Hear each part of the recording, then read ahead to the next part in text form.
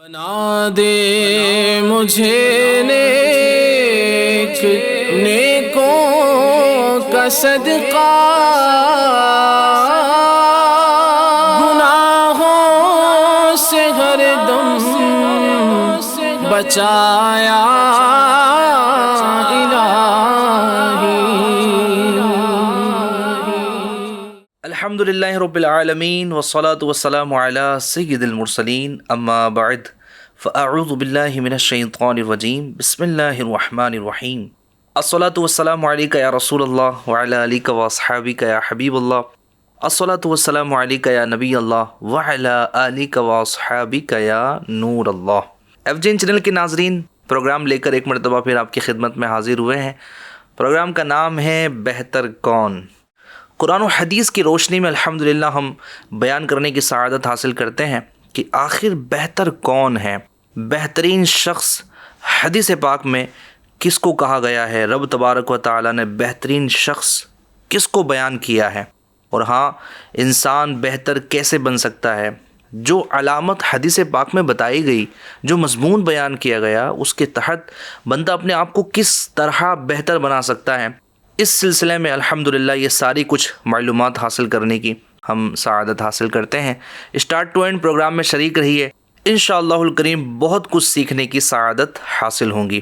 آئیے اس سے پہلے کہ میں اپنے پروگرام کو آگے لے کر بڑھوں، درود پاک کی فضیلت سن لیجئے۔ میرے آقا مکی مدنی مصطفیٰ صلی اللہ علیہ وسلم کا فرمان عالی شان ہے، جس نے مجھ پر ایک مرتبہ درود پاک پڑھا، اللہ پاک اس پر 10 رحمتیں نازل فرماتا ہے، اس کے 10 گناہوں کو معاف فرما دیتا ہے، اس کے 10 درجات بلند فرماتا ہے۔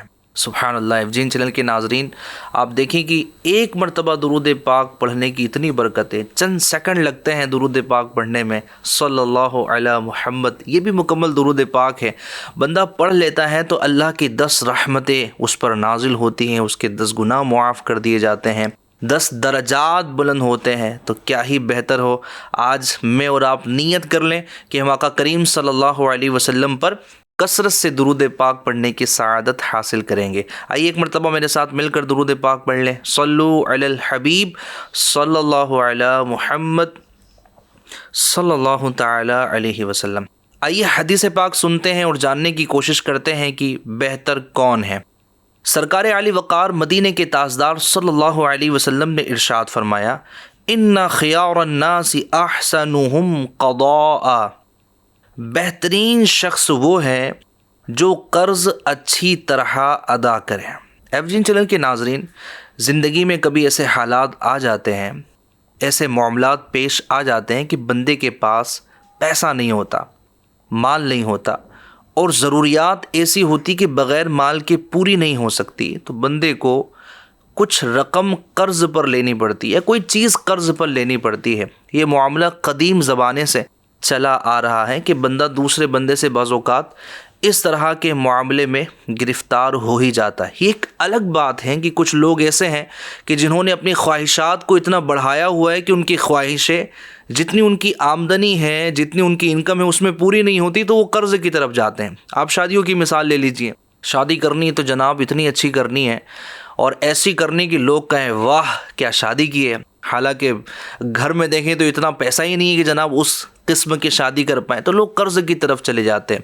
پڑوسی نے گاڑی لی ہے، جناب ایسی گاڑی لی ہے، مجھے بھی ویسی ہی گاڑی لینا ہے، اب وہ گاڑی لینے کے لیے اتنے پیسے نہیں ہیں، تو اب بندہ قرض کی طرف جاتا ہے۔ تو ایسی صورتوں کی طرف نہیں بڑھنا چاہیے، جتنی آمدنی ہے اسی کے مطابق جو ہے وہ خرچ کرنا چاہیے۔ دیکھیے خرچ کے مطابق اگر آمدنی کرنے کے لیے جائیں گے تو بڑی آزمائش ہو جائیں گی۔ جتنا ہے قناعت کریں اور چیزوں کو جو ہے وہ لائن اپ کر کے زندگی کو چلاتے رہیں۔ تو یہ معاملہ پیش آ ہی جاتا ہے کہ جناب قرض لینے کی ضرورت پڑتی ہے، تو فرمایا گیا کہ اگر قرض لینے کا موقع آ بھی جائے، ضرورت پڑ بھی جائے، تو قرض لینے والوں میں بہترین شخص وہ ہے کہ جو اچھے انداز میں قرض کو واپس کر دے۔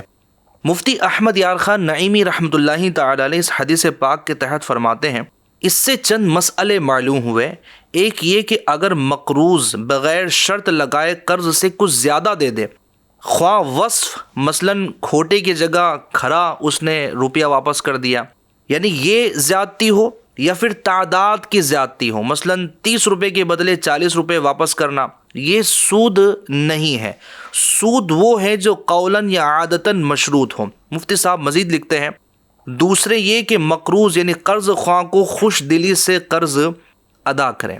یعنی سود وہی ہے کہ جب بندے نے گفتگو کرتے وقت، فار ایگزامپل اگر زید نے بکر سے قرضہ لیا، کتنے؟ 1000 روپے، اور وہاں بکر کہتا ہے کہ اب میں جب ریٹرن لوں گا تو میں آپ سے 1010 روپے لوں گا، تو ابھی جو شرط ہے یا اس بندے نے دینے کا ارادہ کیا ہے تو یہ سود ہے۔ لیکن لیتے وقت ایسی کچھ بھی گفتگو نہیں ہوئی، نہ ہی عادتاً ایسا ہوتا ہے، اور دیتے وقت بندے نے کچھ اپنی طرف سے زیادہ دے دیا کہ اس بھائی نے مجھے بغیر کسی سود کے جناب مجھے قرض دیا ہے، تو میں اگر اس کو کچھ زیادہ دے دوں تو جناب یہاں پر اس کا یہ زیادہ دینا جائز ہوگا اور لینے والے کے لیے بھی درست ہوگا۔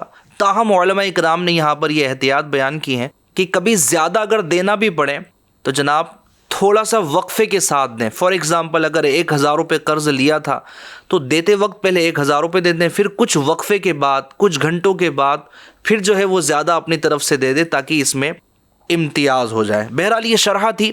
آئیے جو قرض بندہ لیتا ہے اس کو احسن انداز سے ادا کرنا ہے، اور قرض لیتے وقت اسے نیتیں اور ارادے کیا رکھنے ہیں۔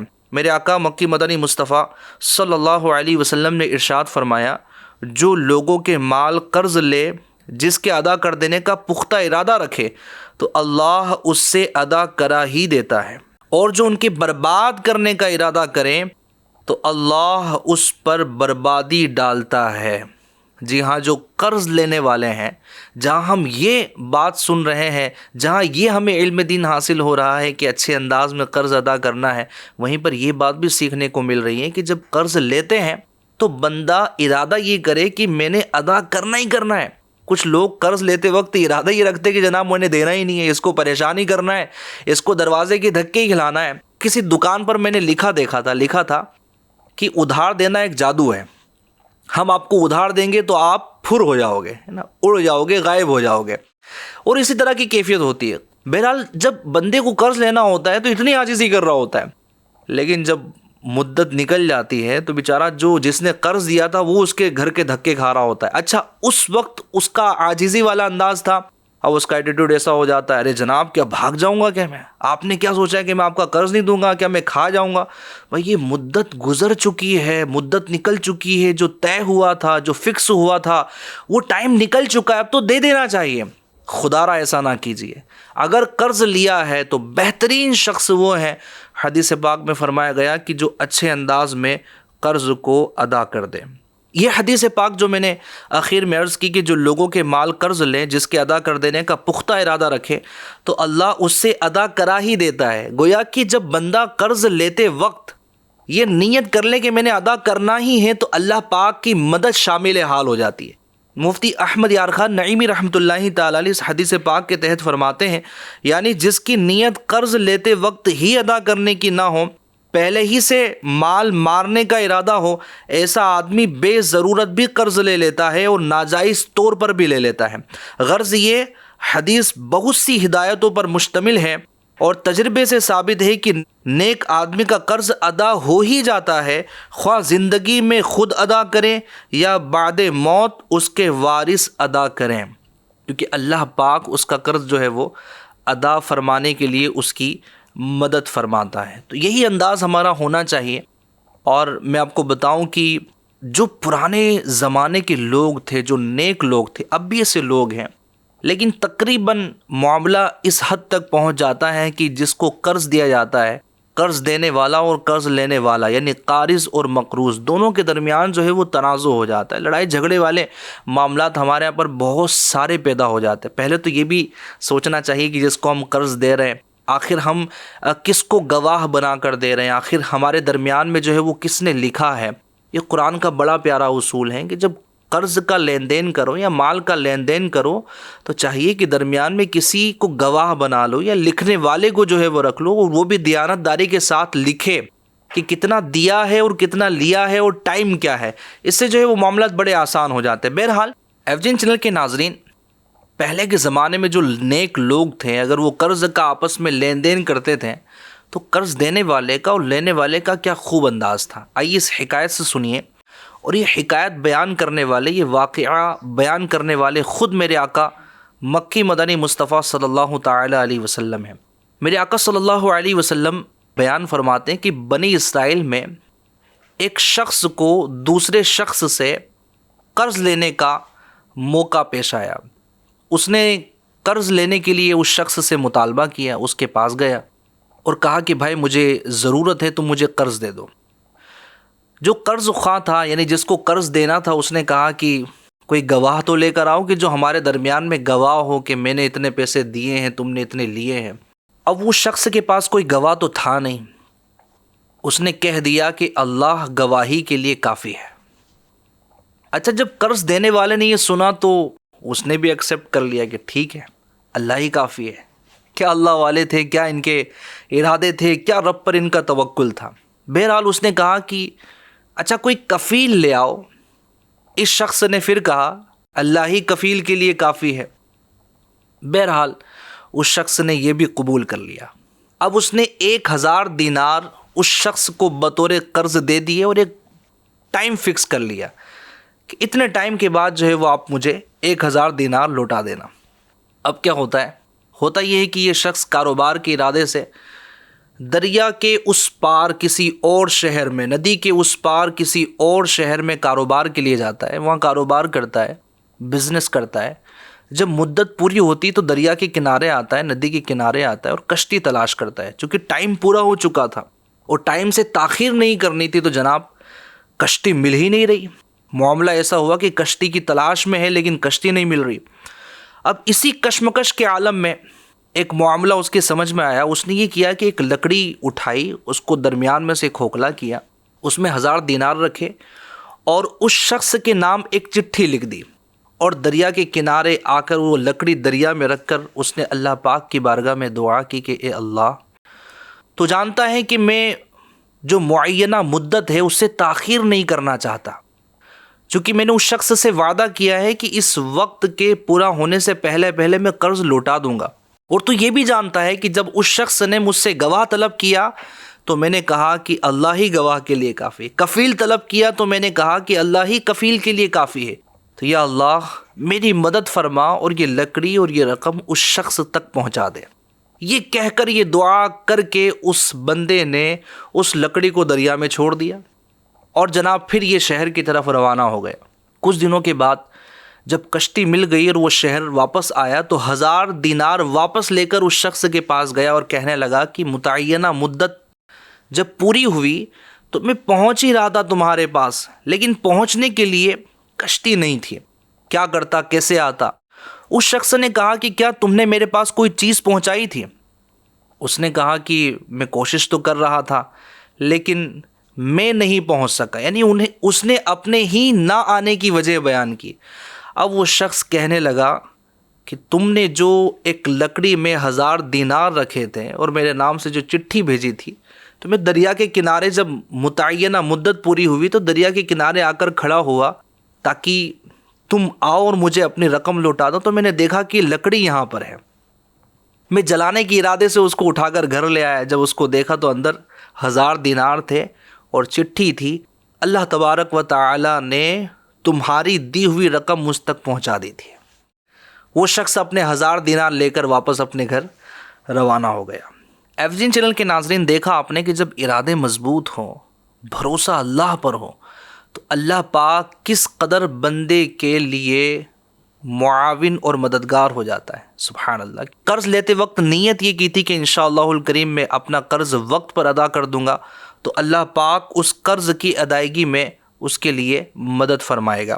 اچھا، جو قرض دینے والا شخص ہے، اس کے لیے بھی یہاں پر میں یہ بات بیان کروں گا کہ اگر مدت پوری ہو جائے، ٹائم پورا ہو جائے، یعنی جو ٹائم فکس ہوا تھا کہ فار ایگزامپل 1 مہینے کے بعد قرض جو ہے وہ آپ کو ادا کر دینا ہے، اگر وہ ٹائم پورا نہ ہو سکا تو اب جو قرض دینے والا ہے، اسلام کی اس کے متعلق کیا خوب تربیت ہے۔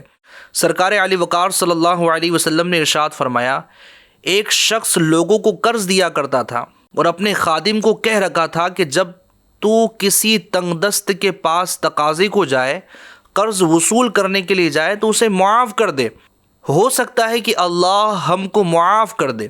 جب وہ اللہ کی بارگاہ میں حاضر ہوا تو اللہ تعالیٰ نے اس کو معاف فرما دیا۔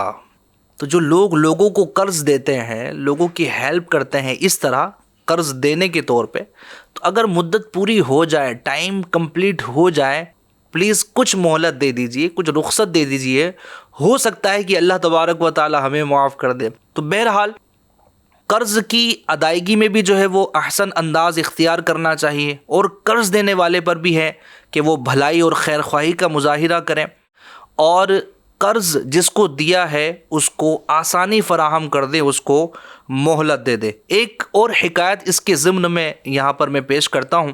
منقول ہے کہ حضرت سیدنا قیس بن سعد بن عبادہ رضی اللہ تعالی عنہما بیمار ہوئے تو ان کے دوست و احباب نے ان کی عیادت میں تاخیر کی، یعنی کوئی عیادت کوئی نہیں آیا۔ آپ رضی اللہ تعالیٰ عنہ کو بتایا گیا چونکہ انہوں نے آپ کا قرض دینا ہے اس لیے وہ حیا کے باعث نہیں آئے۔ جتنے آپ کے دوست و احباب ہیں آپ نے سبھی کو قرض دیا ہوا ہے، تو کوئی آ ہی نہیں رہا کہ ہم نے قرض نہیں دیا ہے تو ہم عیادت کو کیسے جائے۔ آپ رضی اللہ تعالیٰ عنہ نے فرمایا اللہ اس مال کو ذلیل و رسوا کریں جو دوستوں کو ملاقات سے روک دیتا ہے۔ پھر ایک شخص کو حکم دیا کہ وہ اعلان کر دے کہ جس آدمی پر قیس بن سعد کا قرض ہو وہ اس سے بری ہے۔ راوی کہتے ہیں یعنی آپ نے قرض معاف کر دیا، اب راوی کہتے ہیں کہ یہ اعلان ہونے کے بعد کیا ہوا، یہ سن کر شام تک ملاقات و عیادت کرنے والوں کی اتنی بھیڑ لگ گئی کہ آپ رضی اللہ تعالی عنہ کی مکان کی سیڑھی ٹوٹ گئی۔ اس قدر جو ہے وہ لوگ آنے لگے آپ کی عیادت کے لیے۔ اچھا، دو باتیں اس سے معلوم ہوئی۔ ایک بات تو یہ ہے کہ بزرگ رحمۃ اللہ تعالی علیہ سیدنا قیس بن سعد رضی اللہ تعالی عنہ یہ کس قدر جو ہے وہ خیر خواہ ہیں، کس قدر لوگوں کے ساتھ بھلائی سے پیش آتے تھے کہ کئی لوگوں کو آپ نے قرض دیا ہوا تھا، یعنی دوست و احباب کو آپ نے اتنا قرض دیا ہوا تھا کہ معاف کر دینے کے بعد جب بھیڑ لگی تو سیڑھی ٹوٹ گئی۔ کس قدر لوگوں کی یہ خیر خواہی کرتے تھے اور قرض دیا کرتے تھے۔ تو یہ بھی تو ہے نا کہ جناب اگر اللہ پاک نے دیا ہے اور دوست و احباب جب جناب اس طرح کی کیفیت میں آئے کہ وہ پریشان ہیں، جناب وہ تنگ دست ہو چکے ہیں، تو قرض دے کر ان کی ہیلپ کر دینا چاہیے۔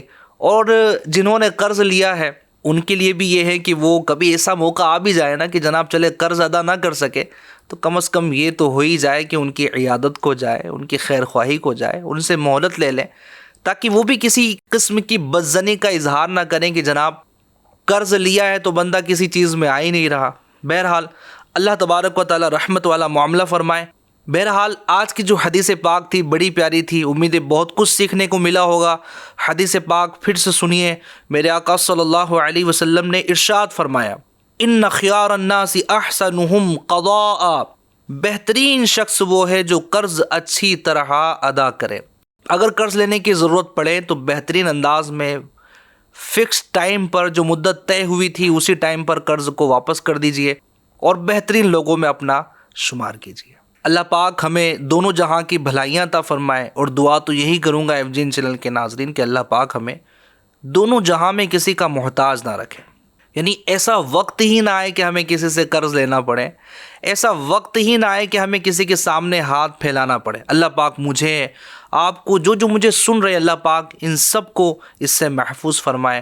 آمین بجاہ النبی الکریم برحمتک یا ارحم الراحمین۔ بنا دے مجھے نیک نیکوں کا صدقہ، گناہوں سے ہر دم بچایا